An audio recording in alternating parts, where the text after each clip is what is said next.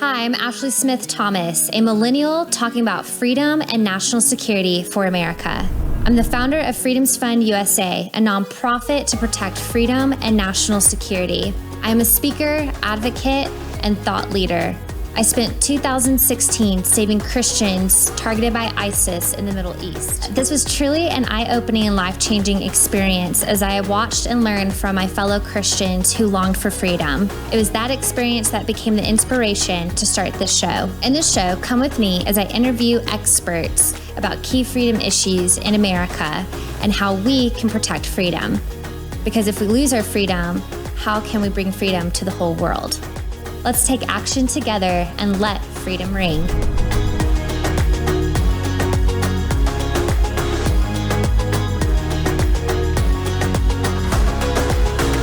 Welcome. My name is Ashley Smith Thomas, and I am the host of Freedom Talks. The purpose of this show is to educate Americans on key freedom and national security issues that impact our nation. I like to bring on subject matter experts to come onto the program to talk about these key issues and inform us, and more importantly, provide us a call to action so that we can make a difference. I'm sure many of you have been watching in the news recently of Russia and their invasion in Ukraine and the horrific videos and photos that we've been seeing of what has transpired inside Ukraine. But yesterday was also reported that Russia is moving forward onto the east side of Ukraine and has now sent more troops into the country. But also we're seeing reports come out saying that here in America, we have now hit 8.5% inflation rate, which is the highest in over 40 years. So what does this mean for our economy? How does the economy play into our national security? Well, today I have an amazing guest with me who is an expert in this area, and it is a privilege to introduce to you Kevin Freeman. Kevin Freeman is considered one of the world's leading experts on the issues of economic warfare and financial terrorism.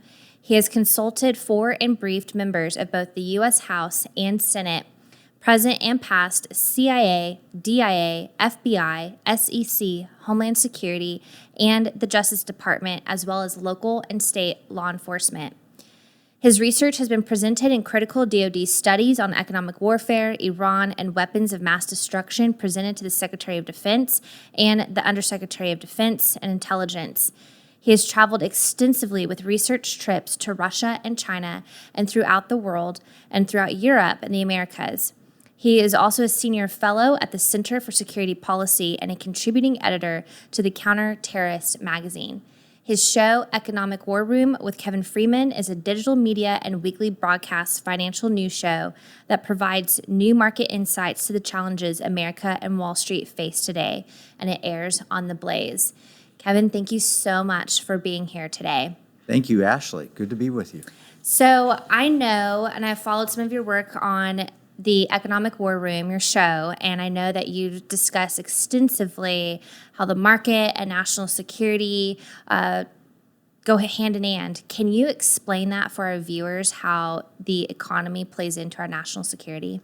Oh, absolutely. In fact, economic warfare has been a part of the national security picture from the Peloponnesian Wars, Athens versus Sparta, centuries ago, until World War II. And then through Korea and Vietnam. And then all of a sudden, when the wall fell in Berlin, President Clinton decided we would separate economics from national security and no longer talk about them together. So it is a very abnormal thing to not connect them. In fact, we had a Bureau of Economic Warfare under FDR in World War II, entire bureau focused on fighting economic warfare. But when the wall fell in Berlin, President Clinton said, you know what, we're going to get the strongest military, and that will be tanks, planes, missiles, bombs, and so forth. And we're going to have the strongest economy because we will always dominate the economy of this planet. And therefore, he just said, businessmen, go make as much money as you can, globalize as much as possible. And we forgot that economics were linked to national security, but the Chinese didn't. The Russians didn't, the North Koreans didn't, the Iranians didn't. They understood they're interconnected, have been, always will be. But in American policy, we just forgot that. Well, it's interesting how our enemies recognize that, but here in America, we have forgotten that.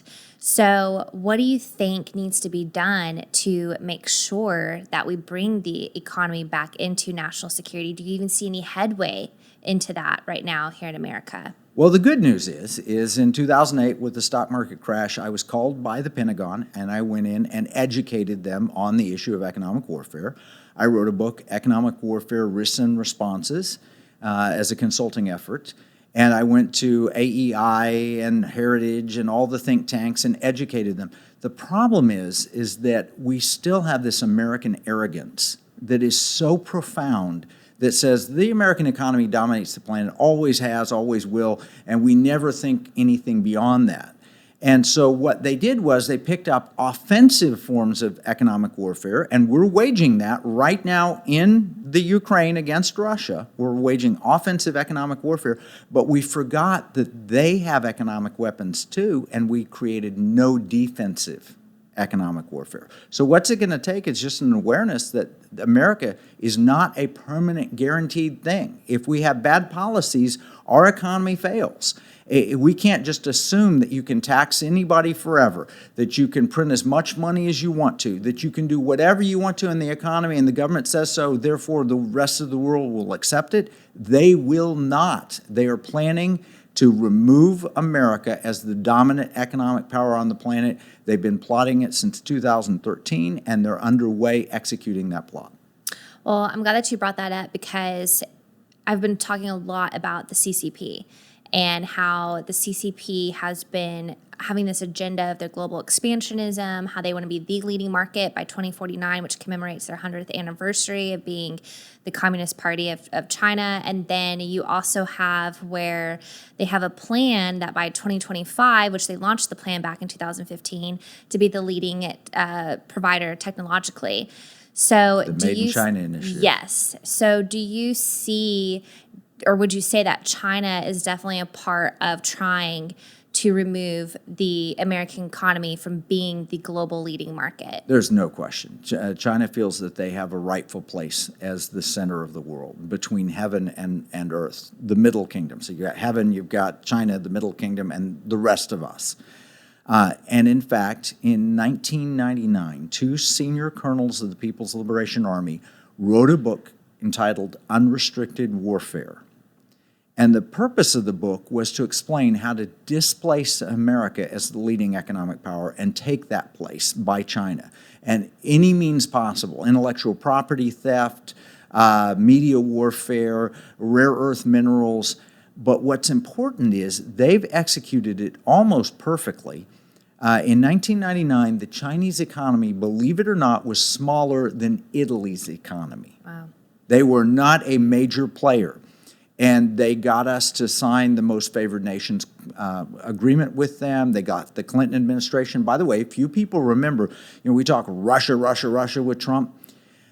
The Chinese, through a Little Rock restaurateur, funneled millions of dollars into the Clinton reelection campaign in '96, got caught.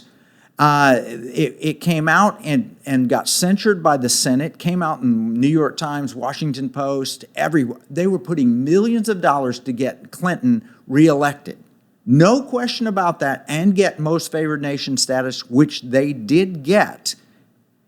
Nobody even considers this. They've been manipulating in our elections. I mean, this did not happen with Trump and Russia. That was a hoax. This was reality, and all Democrats, all Republicans accept that took place. Their purpose was to infiltrate the American government, and the net result to take control. You look at the laptop that Hunter Biden had that he turned in, and you see the influence that they've had. Peter Schweitzer wrote a brilliant book explaining how our elites have been corrupted by the Chinese to take our economy down and bring theirs up. But in 1999, when that was written, they were smaller than Italy. That is something we cannot overlook. They have sold us out. The political elites in this country, both sides of the aisle, Right. have sold us out to the Chinese, and we're now told it's inevitable. The American economy will no longer be the number one in the world. We need to get used to it. The dollar may not be the reserve currency. Well, that's not inevitable if we fight back, and it certainly wasn't inevitable when I started talking about this in 2008. Do you think that this conflict that we're seeing in Ukraine and how Russia invaded back in February, and then the U.S. had warned China not to get involved, but behind the scenes, China has been helping and supporting Russia. Do you think that this is a coordinated effort in terms of trying to manipulate and affect the economy and particularly distract us from the real issue at hand? There is no question that it is coordinated. It's coordinated such that our ally, India, refuses to jump in on the American side. Right. Now, I want to be careful because the American side is righteous in some respects, but not in others. Mm-hmm. For example, I put out a show called Choose Your Dystopia. So you can either have the dystopia in Ukraine fostered by the Russians, backed by the Chinese, which is we're going to come in, Big Brother, George Orwell, 1984, Animal Farm, and run everything, collectivize everything, control everything. We're in charge, and we monitor everything you do. That's one form of dystopia, and that's their version fighting. Sad to say, but MI6 and President Biden and our State Department says the reason we're fighting in Ukraine is not to protect the Ukrainian people. It is actually to protect the LGBTQ movement in Ukraine. And I know that sounds crazy, but there are repeated interviews, regular, and I put this out in the show and put it in our battle plan, saying, no, we have to support this kind of Western version of things, which is based on Aldous Huxley and the novel Brave New World, where it's not complete top-down control, it's just you submit to the state because they're giving you all the drugs you want, and you sleep with whoever you want to. I mean, it's open sexuality, and we turn the kids into sexual beings at the youngest age possible. So they introduce them to sexuality, kind of like what we've seen on this Disney thing. Mm-hmm. And that is the Western dystopia that is the George Soros ideal. Right. And that's why you see George Soros and clashing with the Chinese. That's why you see arguments over these things. There's two different worldviews. One of them is anti-homosexual but complete control, which is the Chinese-Russian model, and the other is pro-homosexual but allowing as much drug use, and you don't believe in God, and you sexualize children at a young age, and that's the Western view. So when I say we're doing the right thing in Ukraine, I mean defending the Ukrainian people is the right thing. Right. But we're going about it the wrong way. That is such an interesting point because you see how everything that is going on inside Ukraine right now. And I haven't seen this level of misinformation and disinformation, and that has come out pertaining to this Russia and Ukrainian conflict, that it's been hard to really tell, okay, what's really going on? Who do you believe? Who do you trust? And then on top of that, you have a lot of Russian propaganda, how it's like, well, we're here because there's Nazis inside Ukraine. We're here to stop genocide. And then you see tweets by George Soros saying that we got to protect Ukraine, which made me kind of just think tilt, because I'm thinking of George Soros wanting to protect Ukraine. Okay, what is that about, So it's interesting because President Biden, the Wall Street Journal had mentioned that last month in March, we hit 8.5% in the inflation rate, which is the highest within 40 years. Right. And President Biden had mentioned that the inflation is actually due to Russia, because we're seeing the U.S., EU, and NATO, they're continuing to supply funding to Ukraine, whether it's militarily or humanitarian. Do you agree with the president's statement that the inflation is due to this Russia invasion of Ukraine? Absolutely not. And before that, they were blaming the supply chain and on COVID, and there's a little bit of truth there. But the reality of it is, when President Biden took office, I did a show titled Things Have Changed. And I said, we have a new administration. They're going to follow these policies, and they have, and they're profligate monetary policies, print money. In fact, with COVID, we spent so much money on non-productive things, just putting it in the hands of people. There's a simple monetary rule. The cause of inflation is too much money chasing too few goods. And we've produced lots and lots of money, and we're not producing very many goods. The inflation, 70% of the inflation that we have now, reported now, came pre the Russia invasion of Ukraine, 70%. And what that means then is because inflation's not been addressed or arrested, we probably can attribute 95% because inflation feeds on itself, because people start to expect, I need a higher raise because I have inflation. And inflation expectations feed on themselves and create increased inflation. It's not done, and it's not Russia. It is Biden policies. It's restrictions on oil production. It's restrictions on pipelines. It is paying people to not work and stay home. These are bad economic policies. We had them in the 1970s under Jimmy Carter, and there was no Russia invasion of Ukraine then. We're following the same script and playbook today, only it's amped up, and the Russians and Chinese are planning to take advantage of it. Do you agree with congressional leaders when they say that we need to be providing even more funding into this conflict? Because this is not a war. This war is not with the U.S., but we're trying to help Ukraine, but this war is not ours. We just came out of a 20-year war of Afghanistan, and that was a horrific debacle of a withdrawal. Plus, we gave billions of dollars of weaponry and money and missiles and equipment to our enemy, which is just, atrocious. But at the same time, we now have congressional leaders on Capitol Hill who are saying that we need to provide more funding, more lethal aid, more humanitarian aid to Ukraine. Do you agree with that assessment? And how would that affect our economy? Well, we have mostly been fighting an economic war in Ukraine, so we're not shipping them large amounts of military equipment. We left more in Afghanistan than we've given to the Ukrainians. So that's sad. And I think that we've got to be very careful and not escalate into a kinetic war. But we're at war. And we need to recognize that we're at war, and we need to plan all of our policies according to that. Ukraine should be about liberty, not about, and the struggle and fight for liberty and free democratic systems, rather than it being a fight for a special interest group like an LGBTQ group.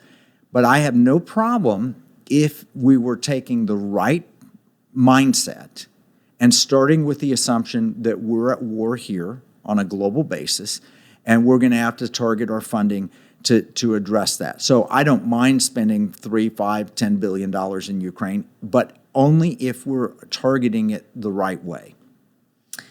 It was recently reported that, and you had mentioned India a little while ago, that they now have aligned with Russia, and Russia now wanted the currency to be in rubles. And so when they had the pipeline with Germany, it was reported that Germany was upset because the currency was in euros, not in rubles. And so what does that mean if Russia is going to be starting to placate and play these games and change the currency? What does that mean then for the global economy? Well, you go back to starting in 2008, Russia wanted to dethrone the dollar as the reserve currency of the world. They created the Brazil, Russia, India, and China, the BRIC nations, and then they later added South Africa with the purpose of creating an alternative currency other than the dollar to operate the global system on. The Chinese have decided they want it to be a digital yuan, and they're claiming to back it by gold. What we're seeing is a deterioration of the Bretton Woods concept of the dollar as the primary reserve currency, and we're going to switch to a new system. Under Nixon, Kissinger went to the Saudis and said, hey, let's price all oil in dollars. It's called the petrodollar, and that will assure, as people buy oil, the Saudis will get lots of money, and they'll put it in U.S. reserves. And if you want to buy oil, you have to have U.S. dollar reserves. Well, there's no need to have U.S. dollar reserves anymore if you can buy oil in rubles or whatever. And that's the intended purpose, because America has a $30 trillion debt, $30.5 trillion right now. When President Obama took office, it was about $10 trillion. It's gone from $10 trillion to $30.5 trillion in that very short period of time. What will happen from now to the year 2050 to the year 2070 is the dollar cannot sustain on this development. So the Russians are saying that's their weakness. American spending and debt is their weakness, and that's their long war to defeat us. They don't expect to drop atomic bombs to defeat us. They expect to run us out of money, kind of like we ran the German tanks out of oil, out of energy in the Battle of the Bulge. They're playing a long game. The Chinese are supporting them, and they've built an alternative economic system between Russia, China, India, and other nations to bring into play when our system fails. And that's why I think in Texas in particular, we've got legislation that we're going to introduce to create a monetary system that will beat the Russians, the Chinese, and so forth, based on the Constitution. That's wonderful.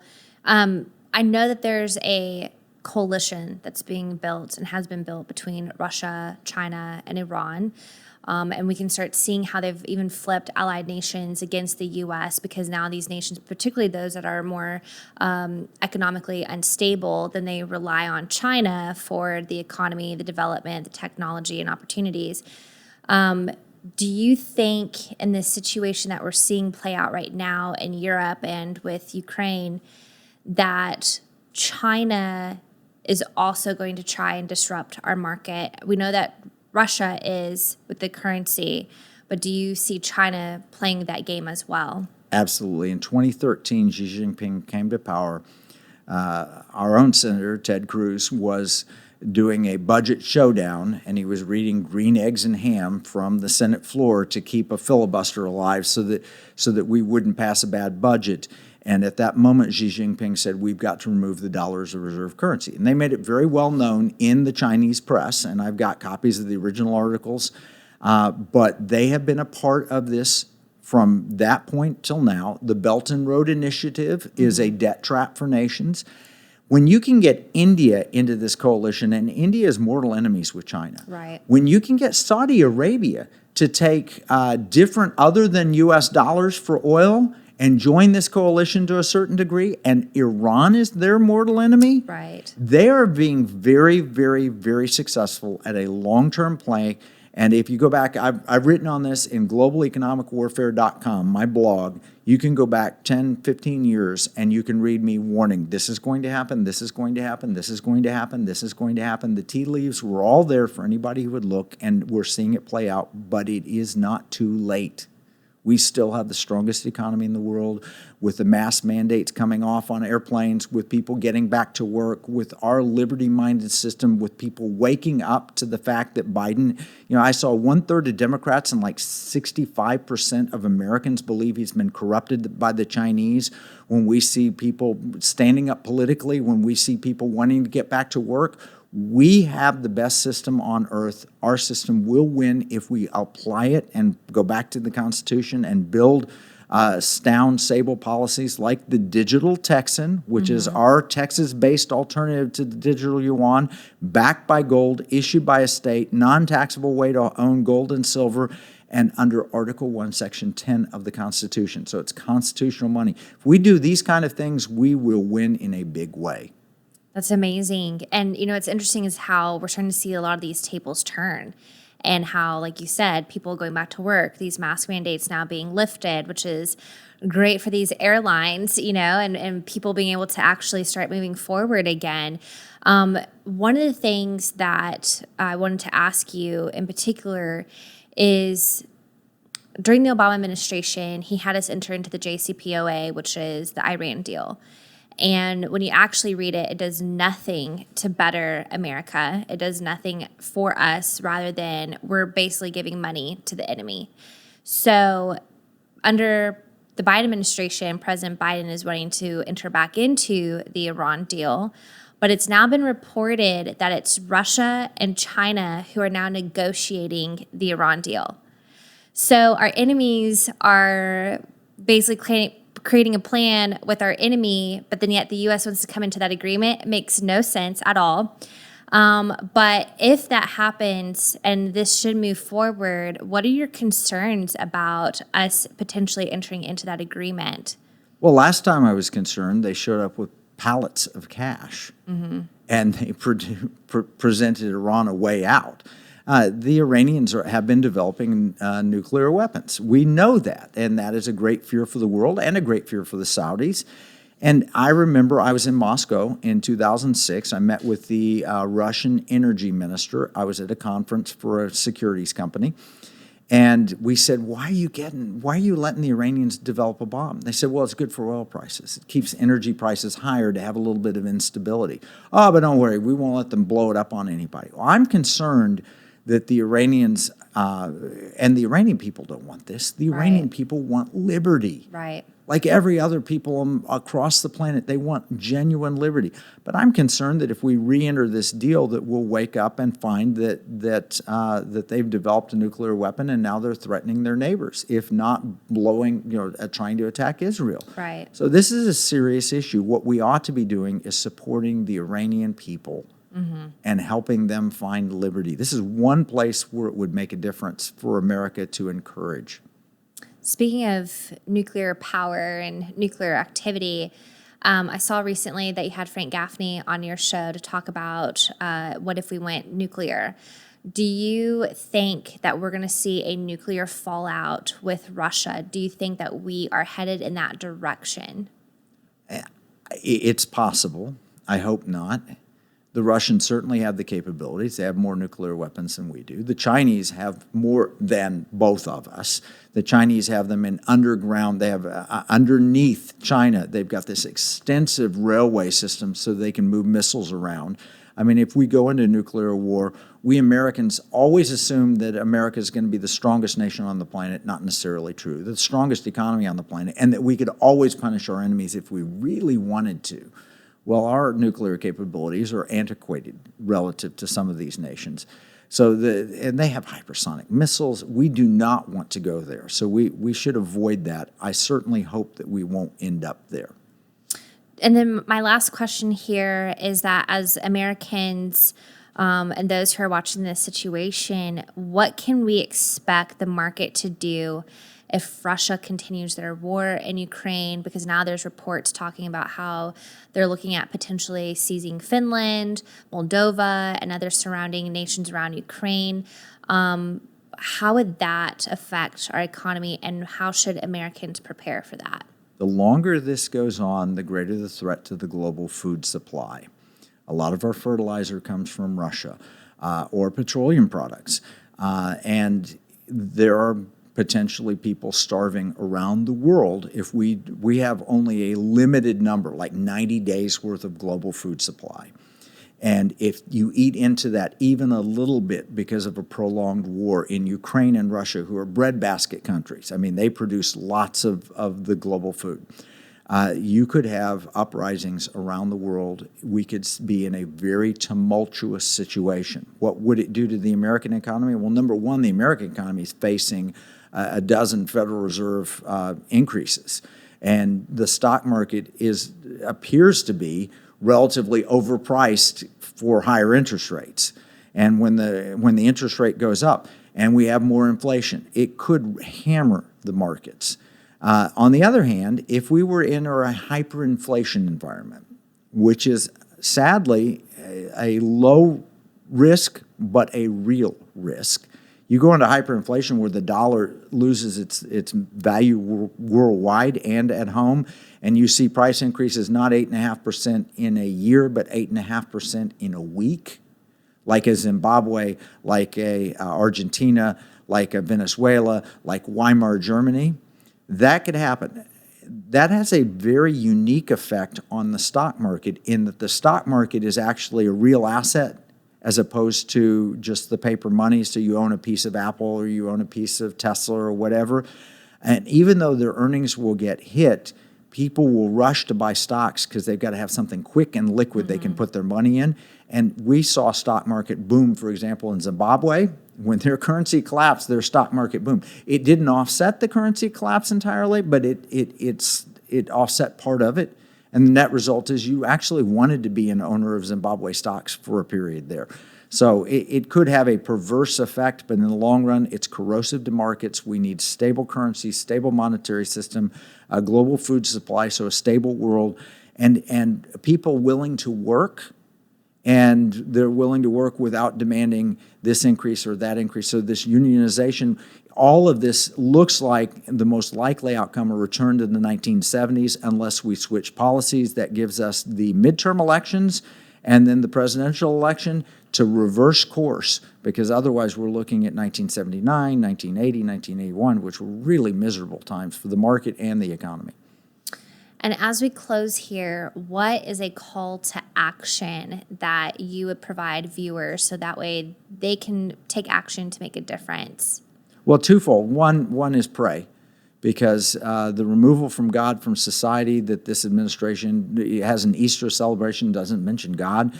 We need to return to that, because we need to take care of our families and our children and everything else. So prayer is number one. But number two, sound economic policies. And we cover these in Economic War Room all the time, economicwarroom.com. I would urge all of your listeners and viewers to go watch our program that we did on a cryptocurrency you can trust, because there are solid constitutional solutions, things that we can do that will protect our nation, help us retake the leadership economically of the world, and bring liberty not only to our people around the world. And that one can start in Texas, a cryptocurrency you can trust, episode 184, I think. But it is economicwarroom.com. Go to episodes and you can see it. Fantastic. Well, thank you so much for coming onto our program.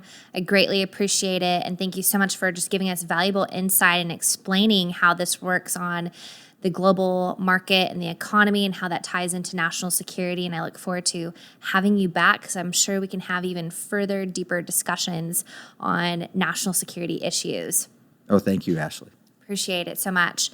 Well, as we conclude here, again, thank you so much for watching our program. And I hope that this here is educational for you to understand how economy plays a role into national security, just like how freedom plays a role into national security. If we don't have national security, then how can we have freedom? It's about securing our nations, making sure that we are secure, and then we have to have our liberties and our freedoms protected. So I just want to thank you again for tuning in. I would also like to thank our sponsor who made this episode possible, Vibrant Health MD. Vibrant Health MD is a health and wellness practice that is based in Plano, Texas, and they will help you discover a healthy life so that you can live your best life. That is vibranthealthmd.com for more information. And if you would like to follow what Kevin Freeman is doing, visit economicwarroom.com, and we'll have information below here on our program. And we look forward to seeing you next time. Thank you, and God bless.